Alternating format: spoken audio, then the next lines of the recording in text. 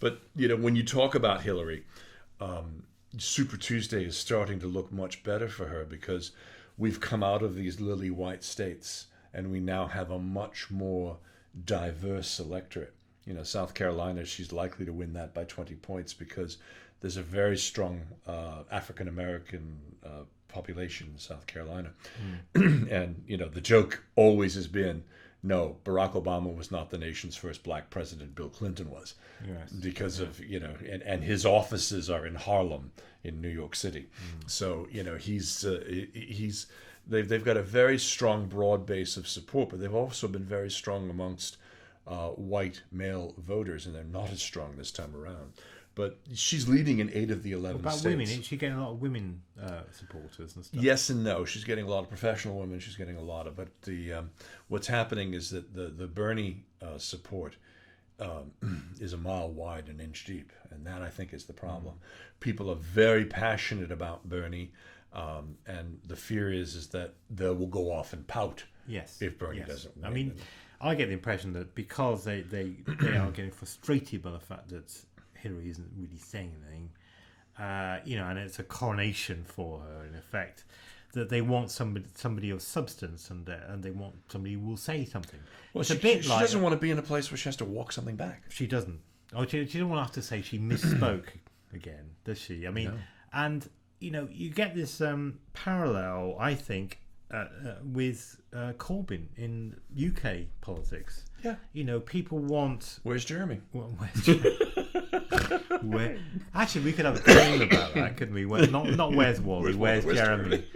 So, people want supposedly conviction politicians who say certain things. Yeah. That's why you're going to get that Oklahoma thing where people were queuing out for 1,000 people queuing to get in to hear him.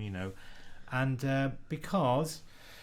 He's somebody who says what he thinks, supposedly, and people want that. You get this divergence, where between a kind of middle left and the extreme left and the extreme right, actually, and you get that divergence in politics, and that's what's happening there, I think. And you've got it here in London, in the UK, with Corbyn surprisingly winning that election.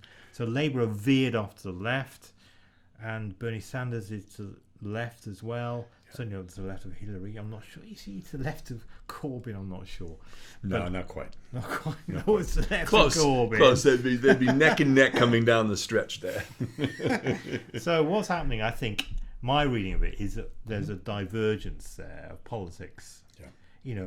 Centre left and centre right doesn't cut it anymore with people. So you get extreme left, extreme right. You get UKIP here. I don't know what the equivalent actually probably the Republican Tea Party, isn't it? Yeah. In Well, America? the thing is that and I hear this when I'm out on the stump and I'm talking to people, the doorstep. They say Labour and the Tories, at least the way they were defined under Blair and under Cameron, or not, but that whole idea, they were two sides of the same coin. Now that they've gone off to the left, Blair can't understand why his party has gone left, and a lot of people in the establishment Republican Party, and I would imagine most of the Tories, the centrist Tories, can't imagine how the rise of a Donald Trump or a Ted Cruz could happen because they're so extreme in so many ways. Yeah, that's right. Yeah. You do hear that. I mean, you will hear that a lot on the kind of doorstep. Yeah. Or people want to kind of, rightly or wrongly, they want, politicians who say certain things and are firm in what they say, keep out immigrants on one side maybe, or nationalise railways. Yeah, but I mean, that once you get past the first 9 words, absolutely. What are the next 9? I mean, and what are the 9 after that? Exactly, and how are you going to go? Say, the support is then, very thin, not deep. So after the second, because I always used to be told, and I used to say in the BBC. What's the second question? Because it sounds like a good story, but there's no substance to it. But we're seeing happening in the media is the second question's not being asked. The first question and the first statement's been taken at face value, and they're getting a pass. The second question is very important.